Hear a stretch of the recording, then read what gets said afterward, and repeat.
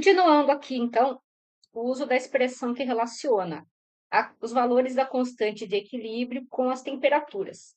Então, se nós temos que dln de K é igual a ΔH de reação, né, sobre R, dt sobre T ao quadrado, dln de K a gente pode escrever ln de K2 menos ln de K1, onde K2 é a constante de equilíbrio na temperatura T2 e K1, a constante de equilíbrio na temperatura T1, é igual menos ΔH sobre R, que multiplica 1 sobre T2 menos 1 sobre T1. Então, você vai relacionar o K que aparece aqui em cima com essa temperatura e o K que aparece aqui no denominador com essa outra temperatura, tá? Isso vem do resultado da gente integrar essa equação aqui. Na prática, é essa expressão aqui que a gente vai utilizar, tá bom? Então, tem que saber o valor do ΔH, ou sabendo os valores de todas as variáveis, é possível calcular o ΔH. Então, aqui a gente tem um exemplo, né? Em que, na realidade, foram feitos experimentos de determinação da constante de equilíbrio a várias temperaturas, justamente para determinar o ΔH, então, medindo uma entalpia de reação. Os dados abaixo mostram a variação da temperatura, quer dizer, o valor da constante de equilíbrio com a temperatura, olha o meu inglês aí, dando um enrosco aqui, para a reação Ag2CO3 sólido em equilíbrio com AgO sólido mais CO2. Então, calcule a entalpia padrão da reação de decomposição. Então, é a reação de decomposição do carbonato de prata. Então, para essas temperaturas aqui, 350, 400, 450 e 500, foram medidas essas constantes de equilíbrio. Então, o que a gente precisa fazer? Né? Que outra maneira da gente determinar, né, de usar essa expressão aqui, a gente ver que se isso aqui for uma reta, estão vendo? Essa expressão aqui se relacionar com uma reta, no eixo Y eu vou ter ln das constantes e no eixo X eu vou ter 1 sobre a temperatura. Então, se eu tenho vários valores de constante a várias temperaturas, você faz uma reta, uma regressão linear na sua linda calculadora científica e determina na inclinação o valor da inclinação que a calculadora fornecer, você vai igualar a menos ΔH sobre R e usar R igual a 8,314, que é o que está aqui. Então, ó, foi calculado ln de K, por quê? Porque é ln de K que aparece, né, na expressão, na equação que a gente vai relacionar com uma reta. E tem que fazer 1 sobre a temperatura, né? Então, aqui, ó, 1 sobre a temperatura e aqui ln de K. E foi feito uma regressão linear, obtendo-se como inclinação 9,6 vezes 10 a terceira. Então, 9,6 vezes 10 a terceira vai ser igualado a quê? A menos ΔH sobre R. Então, quando você multiplicar por menos R, você vai obter o ΔH. Por que aqui ele não multiplicou por menos R e por R? Porque ele já tirou o sinal na hora de fazer a regressão, os valores de Y dele, ele já colocou menos ln de K. Dá para fazer isso aí também, né? Passando agora para outra maneira de fazer, de usar a expressão.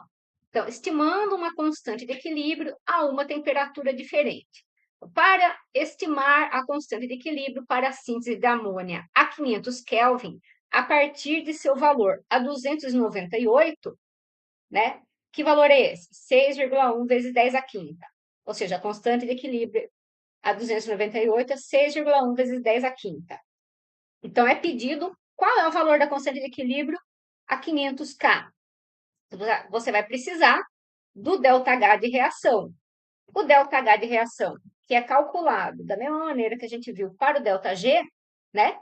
Então, o ΔH de reação, a nossa reação é... Porcaria. A nossa reação é N2 mais 3H2, dando 2NH3. Então, H2 e N2, que são os reagentes, tem ΔH de formação igual a zero. Então, aqui a gente só vai precisar, né, de duas vezes o ΔH de formação da amônia, que é tabelado, e multiplicar por 2. Porque na reação, o coeficiente estequiométrico é 2, tá? Então, a gente vai ter aqui, ó, Ln de 2, Ln de K2 sobre K1, que é igual a Ln de K2 menos Ln de K1, né? Como eu estou mostrando aqui. Se eu tenho Ln de K2 sobre K1, pela propriedade do logaritmo, é igual Ln de K2 menos Ln de K1, que está aqui. Então, Ln de K2 menos Ln de K1, ou menos Ln de K1, estão vendo que já passou aqui para a direita da igualdade.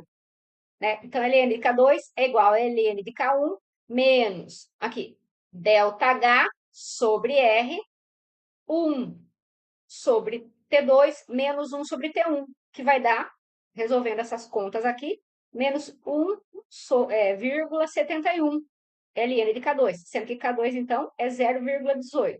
Então, é só aplicação de fórmula, não errem unidades, não esqueçam de colocar 10 a terceira. E aqui tem um exercício para vocês treinarem, tá bom? Na sequência, nós vamos ver o efeito da pressão sobre a constante de equilíbrio de reações no estado gasoso. Então, na realidade aqui, né, constante de equilíbrio com a temperatura, ela não muda. O que que muda? A posição de equilíbrio. Então, o equilíbrio se desloca. Vejam essa reação aqui que contém gases. Como reagentes, nós temos duas moléculas de gases. E nos produtos, apenas uma. Então, quando nós diminuímos o volume, por consequência, aumentamos, isso faz com que aumente a pressão, para que direção o equilíbrio se desloca? Quando você aumenta a pressão, na direção que tem menos moléculas de gás, nesse caso aqui, para os produtos. Por quê? Pelo princípio de Le Chatelier, o equilíbrio sempre é deslocado na direção que minimiza, né, a perturbação causada. Então, se a gente, ó, nessa reação aqui, considerar que o volume diminuiu, a pressão vai aumentar. Quando a pressão aumenta, porque lembra que a pressão depende do número de moléculas. Então, ele vai para a direção que tem um número menor que moléculas. Aqui, se a gente for calcular, né, o que acontece com as concentrações, se o volume cair pela metade, o que acontece? As concentrações vão dobrar, que é o que nós temos aqui, né? Se o volume de um gás, de um frasco reacional contendo gases, é reduzido a metade, as concentrações dobram. Se a gente aplicar no valor da constante de equilíbrio, a gente vai ver que muda a constante de equilíbrio, né? Sem ter mudado a temperatura. Então, o que vai acontecer? Vai deslocar para uma direção em que mantenha o valor da constante de equilíbrio, que é 171. Então, vai deslocar, tem que aumentar. Então, vai aumentar. Quem que está no numerador?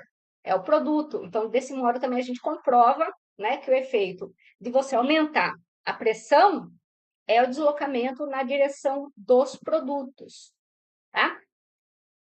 Então, daqui a pouco nós vamos, na próxima mini aula, ver o efeito das variações de concentração. Já vimos, de temperatura e de pressão. Então, falta a variação de concentração. Tchauzinho.